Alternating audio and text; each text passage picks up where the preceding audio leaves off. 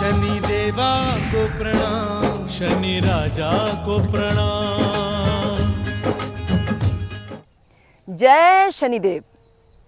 दर्शकों, आज हम अपने सुभारती संवाद में शनि महाराज जी के बारे में, शनि देव के समस्त शांति उपायों के बारे में, उनसे संबंधित जड़ी बूटी, उनसे संबंधित वनस्पति, उनसे संबंधित नक्षत्र, राशि या स्थानों के बारे में चर्चा करेंगे।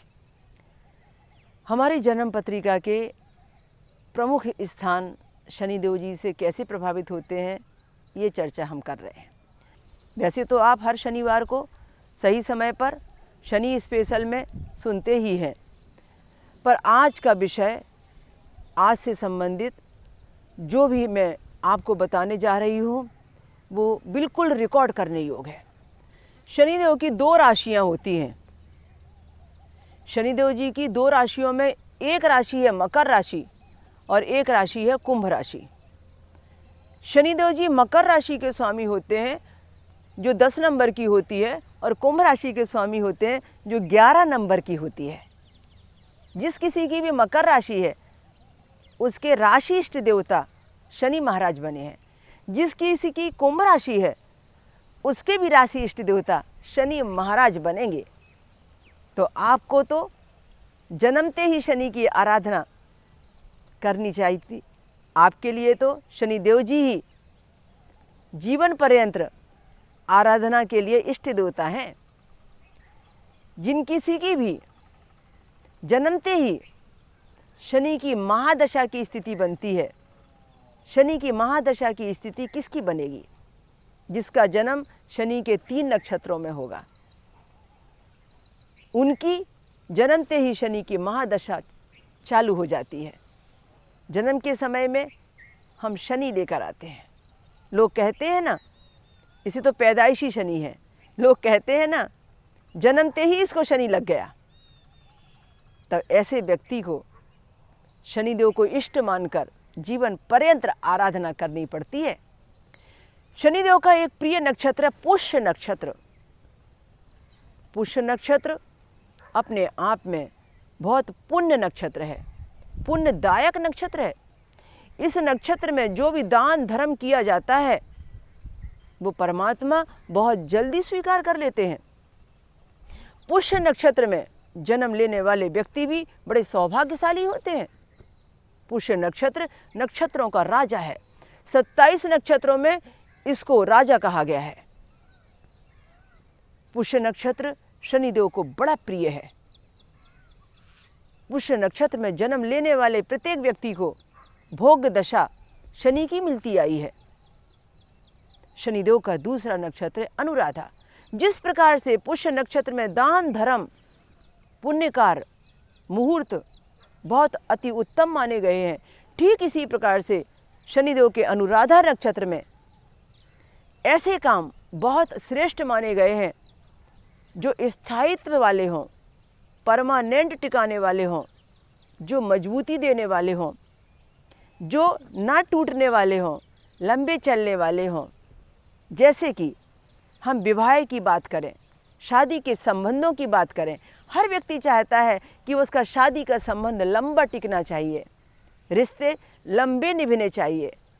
आज किसी के साथ एग्रीमेंट करते हैं, आज किसी प्रॉपर्टी पर साइन करते हैं, कोई कार्य ऐसा करते हैं जिससे अपेक्षा रखते हैं यह टूटना नहीं चाहिए, अक्षत रहना चाहिए, खंडित नहीं होना चाहिए।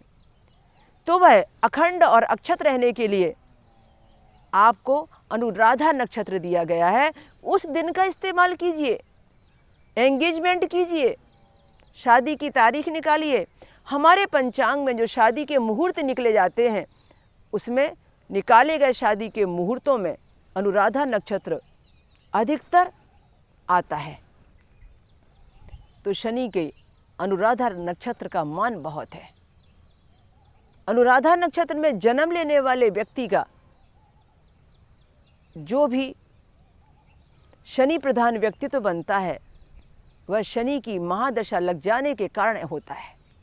शनि की महादशा शनिदेव के तीसरे नक्षत्र को मिलती है। वो तीसरा नक्षत्र है उत्तरा भाद्रपद नक्षत्र। यदि किसी का जन्म उत्तरा भाद्रपद नक्षत्र में होता है तब भी उसे शनि की महादशा ही लगती है।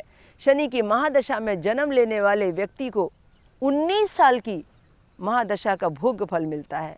पर यह निर्भर करता है उसके जन्म के समय पर, यह निर्भर करता है पूर्व जन्म से वह कितनी भोग कर आया है उस समय पर।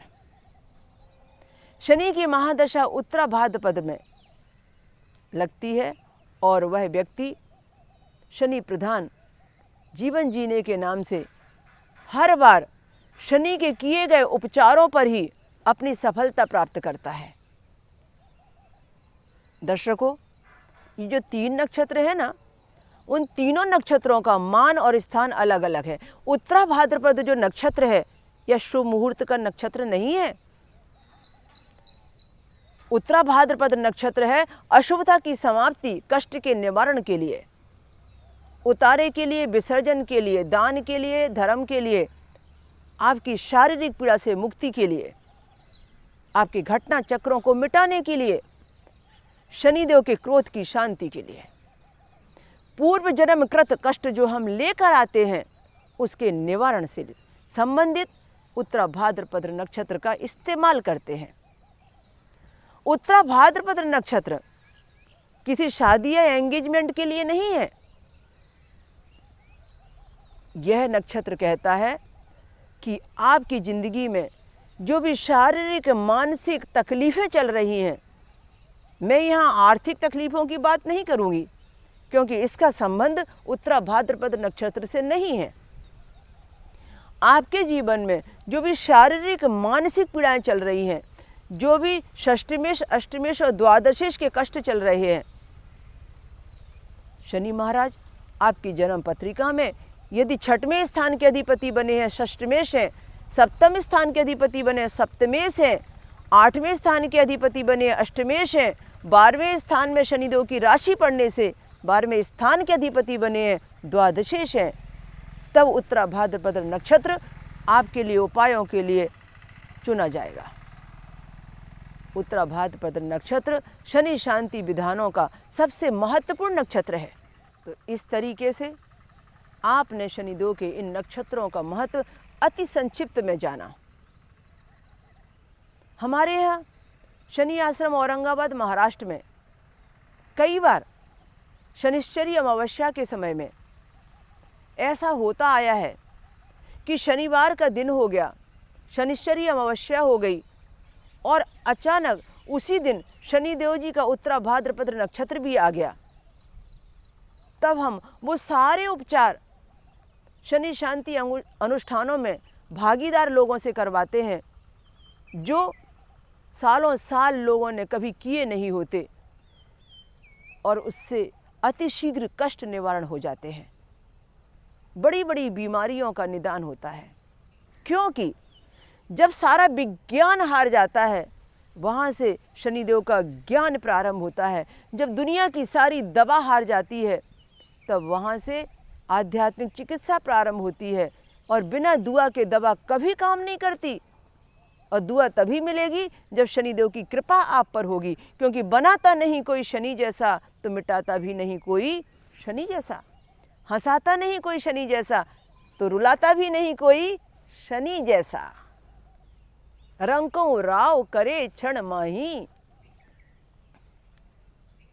तो जब व्यक्ति का जन्म होता है तो जन्म के समय कहीं ना कहीं तो शनिदेव जी विराजमान होते हैं, और किसी न किसी राशि पर तो शनिदेव जी विराजमान होते हैं। उस स्थिति को देखते हुए हमें सही नक्षत्रों पर काम करना होता है, शांति विधान करने होते हैं और सही समय पर निर्णय लेने होते हैं। शनिदेव जी की वनस्पतियों में सबसे महत्वपूर्ण है शमी का पौधा, शमी की जड़, शमी की वनस्पति। इधर शनि इधर शमी, भूलने जैसा कुछ भी नहीं है। शमी याद रखिए बस। शमी के पौधे में, शमी के पेड़ में, शमी की डंडियों में, शमी में बहुत कांटे होते हैं। शनि की मार कांटे जैसी चुभन होती है। आपको जिंदगी के कांटे तकलीफ दे रहे हैं, चुभ रहे हैं, तो शनिदेव जी उन कांटों से मुक्ति दिलाएंगे आपको। तो शमी की जो पत्तियां होती हैं वो हवन में बड़ी काम आती हैं। शमी की जो जड़ होती है वो धारण करने योग्य होती है। शमी की जो डंडियां होती हैं वो भी आहुति का हिस्सा बनती हैं। शमी के पौधे को घर में लगाने से शनि की पीड़ा कम होती है। हम यहाँ पर अपने शनि आश्रम औरंगाबाद महाराष्ट्र की नक्षत्र वाटिका में नवग्रह के संबंधित वनस्पतियों में, नवग्रह वाटिका में शमी के पास बैठे हुए हैं और शमी के इस क्षेत्र में हम देखते हैं कि यदि कोई व्यक्ति शमी के पौधे के पास आकर शनिदेव का ध्यान करता है, जाप करता है, मंत्र का उच्चारण करता है, पूजा करता है, आराधना करता है, अपने कष्ट शनिदेव को सुनाता है, तो उसका लाभ दुगना बन जाता है। उसकी वह उपासना ज़्यादा जल्दी फल देती है। बड़ा मान है शमी के पौधे की जड़ का। हमारे पूर्वज बहुत सालों पहले, जब ये रत्न का विज्ञान उतना हावी नहीं हुआ था, आधुनिकता उतनी नहीं थी, तब नवग्रहों की शांतियों के लिए नवग्रहों से संबंधित वनस्पतियों की जड़ का इस्तेमाल किया करते थे। उस समय शनि प्रभावित व्यक्ति के लिए वो शमी की जड़ को शनिवार के दिन शनि नक्षत्र आने पर जमीन से निकाला करते थे और उसकी जड़ को शुद्ध जल से, गंगा जल से धो के बिल्कुल पवित्र करके उसमें काला धागा लपेटकर, काला कपड़ा चढ़ाकर, उसको तावीज नुमा बनाकर, काला धागा सिलकर उसे दाहिने हाथ की भुजाएं पर, दाहिने हाथ की भुजा के अलावा गले पर, जहाँ कहीं भी आपको उपयुक्त लगे, सुविधाजनक लगे, वो धारण कराया करते थे। आप भी ऐसा कर सकते हैं, कीजिए, बहुत लाभप्रद होता है। बड़े बड़े महंगे नीलम पहनने से पहले, बड़े बड़े महंगे शनि रत्न पहनने से पहले बिन पैसे का ये इलाज तो करके देखिए, कितना लाभ होगा। दर्शकों, पिछले दिनों जो ये श्रृंखला हमने प्रारंभ की, जिसमें हर शनिवार को एक ग्रह से संबंधित हम ज्ञान चर्चा कर रहे हैं, उसमें आज जो हम शनिदेव से संबंधित चर्चा कर रहे हैं, इसके अंतर्गत बहुत सारे श्रद्धालुओं ने, दर्शकों ने जो हमें मेल करके या फ़ोन के द्वारा या डायरेक्ट डाक पोस्ट के द्वारा, कुरियर से खूब पत्र भेजे हैं, खूब सारे समस्याओं के समाधान चाहे हैं, उसमें हम यहाँ पर एक उपाय ले रहे हैं, उनसे संबंधित प्रश्न ले रहे हैं, मिला जुला 5-7 समस्याएं जिसमें शामिल हैं। किसी ने पूछा है काम सफल नहीं होता, भागते रहते हैं, काम होता ही नहीं, क्या करें दीदी जी। किसी ने कहा कि समझ नहीं आता कि कार्य में इतना विलंब क्यों होता है, एक तो ये कि सफल ही नहीं होता। कई प्रश्न ऐसे कि हो तो जाता है पर बहुत देरी से होता है।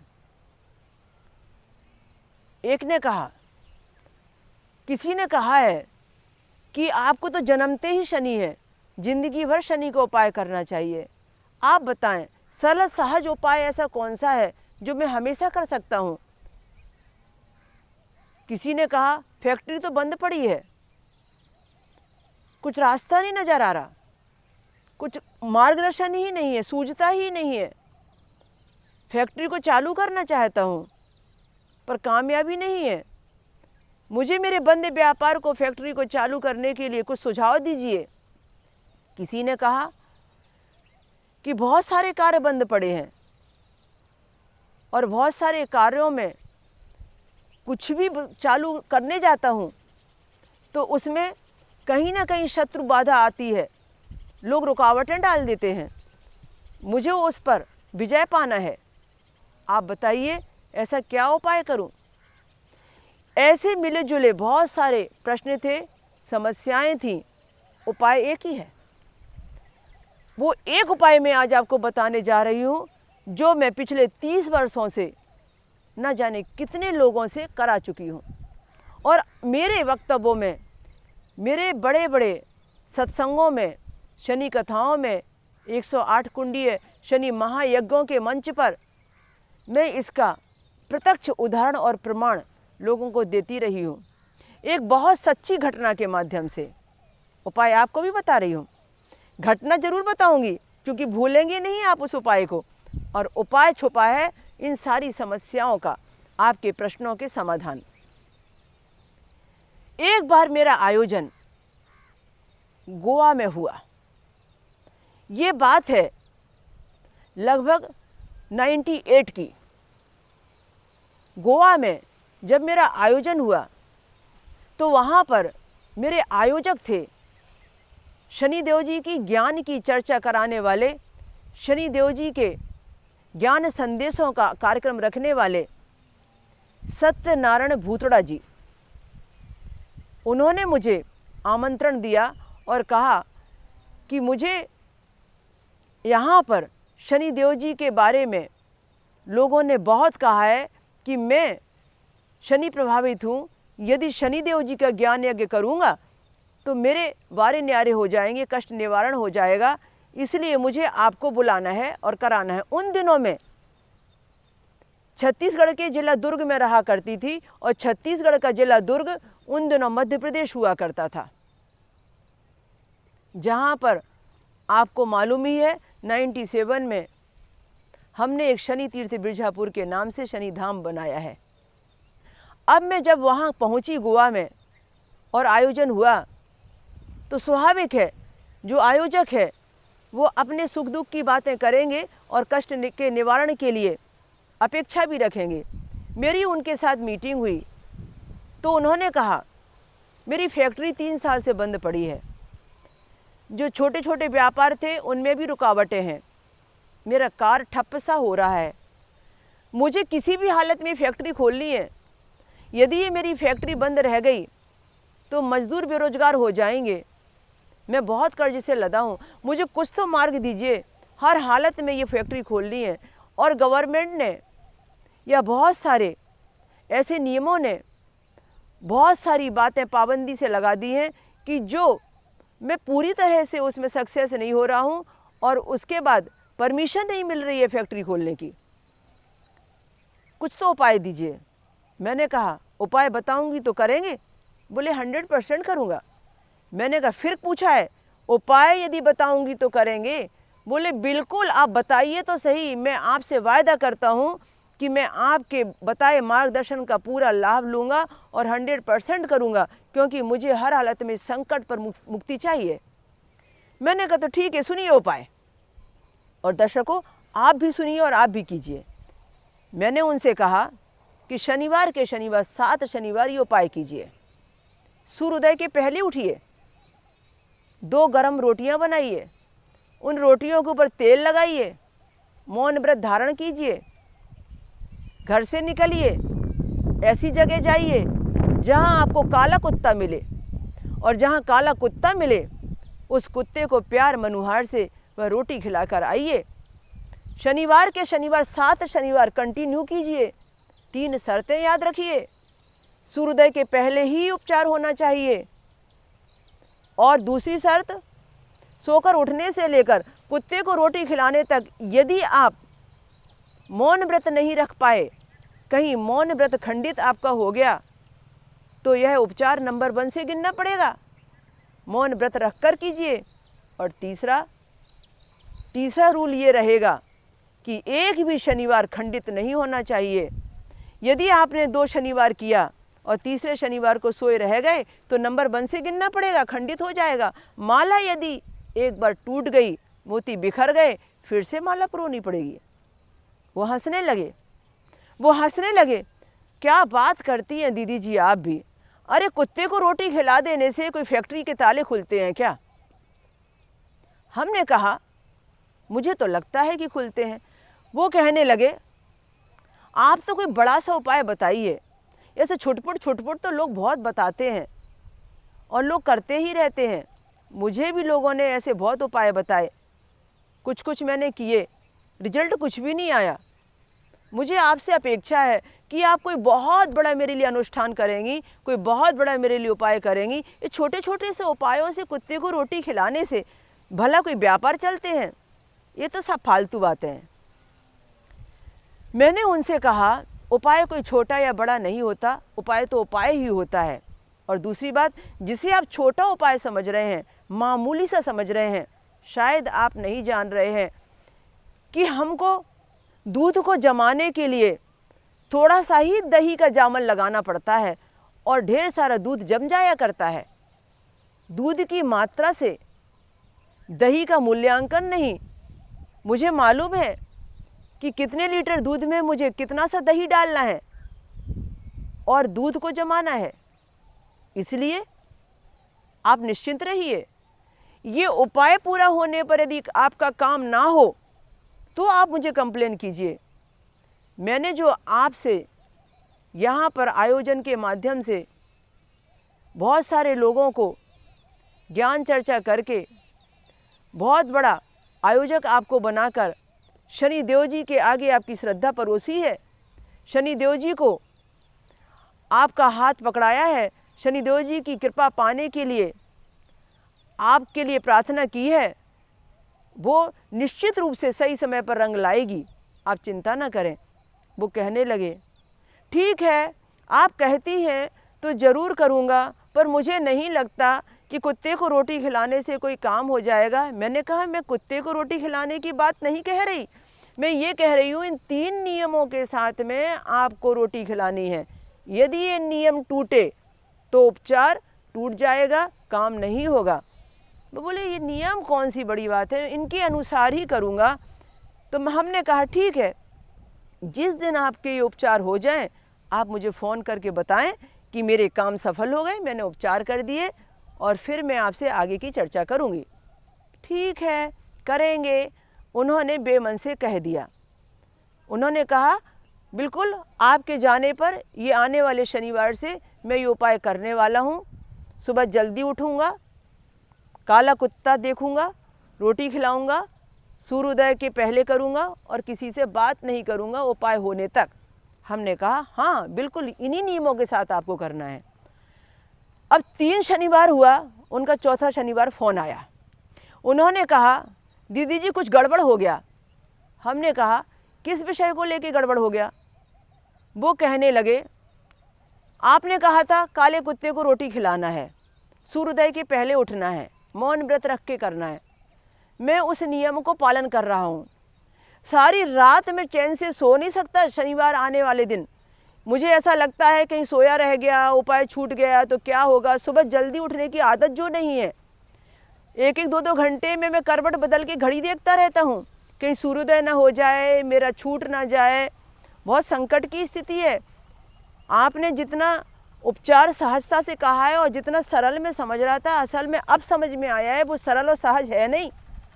सुबह सूर्योदय के पहले उठना और बिल्कुल अलर्ट रहना बहुत कठिन काम है। फिर भी मैं उठता हूँ, फिर भी मैं उपाय करता हूँ। 3 शनिवार हो गए मुझे, पर आज कुछ गड़बड़ ऐसा हो गया कि मैं सूर्योदय के पहले उठा, कुत्ता खोजने गया। मैंने बहुत कोशिश की और वो मुझे पिछले 3 शनिवार से जो कुत्ता मिल रहा था वो आज नहीं मिला। मैं बहुत दूर तक निकल गया, बहुत दूर मैं ऐसे ही समुद्र के किनारे टहलने लगा और मुझे मुश्किल में काला कुत्ता मिला। मैंने काले कुत्ते को बुलाया इशारे से, मैंने उसे रोटी डाली।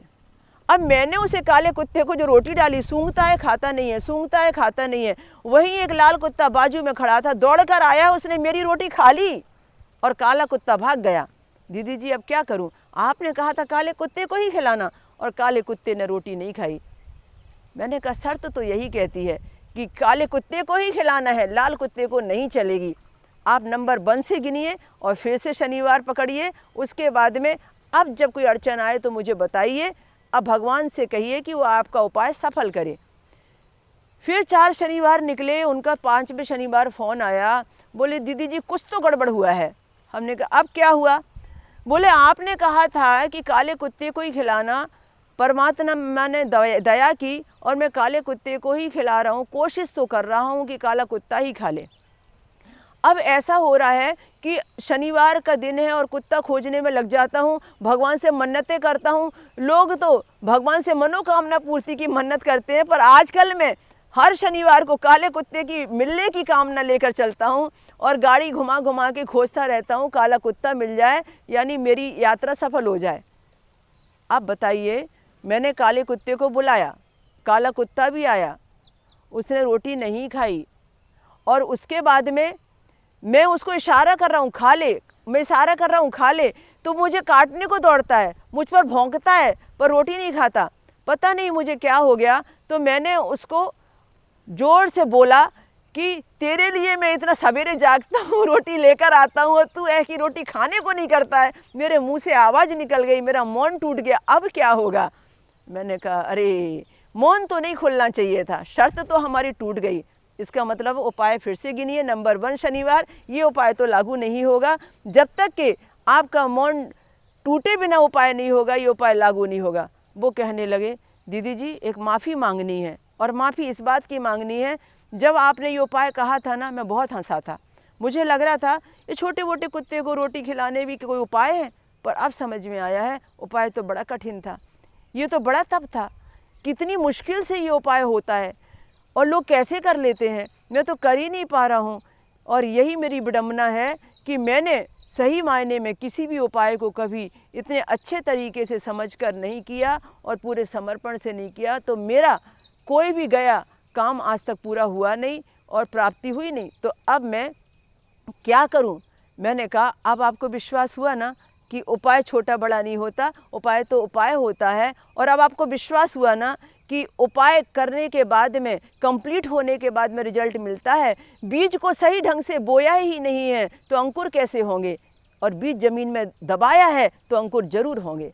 उन्होंने कहा अब मुझे आशीर्वाद दीजिए कि इस बार मैं यदि उपाय करूं तो मैं सफल हो जाऊं, क्योंकि मुझे मालूम है मैं जब तक उपाय पूरा करूंगा नहीं, आप मुझे आशीर्वाद देंगी नहीं और नया उपाय बताएंगी नहीं। मैंने कहा बिल्कुल, अब आपकी श्रद्धा जागी है, गलती का एहसास हुआ है, प्रायश्चित भाव हुआ है, ये उपाय सफल हो जाएगा। आप भगवान से प्रार्थना कीजिए कि जो करने जा रहे हैं उसमें ईगो और अहंकार अब बिल्कुल नहीं है, आप शक्तिपात के साथ में उपाय कीजिए, भगवान आपका हाथ थामेंगे। उन्होंने ऐसे ही श्रद्धा भाव से उपाय किया। अब फ़ोन आया उनका 8वें शनिवार, वो कहने लगे दीदी जी जैसा आपने कहा था वैसा मैं सफल हो गया, सारे रूलों के साथ में मैंने ये उपाय किया। और सबसे बड़ी खुशखबरी यह है कि आज 7वें शनिवार के दिन ही कुछ ऐसी चमत्कार वाली बात हो गई कि मुझे मीटिंग के लिए उन्होंने बुलाया है और उन्होंने कहा है बहुत जल्दी ही आपकी फैक्ट्री खुलेगी, हमने आपकी सारी शर्तें स्वीकार कर ली हैं और आपका बहुत सारा कर्ज भी माफ़ कर दिया है।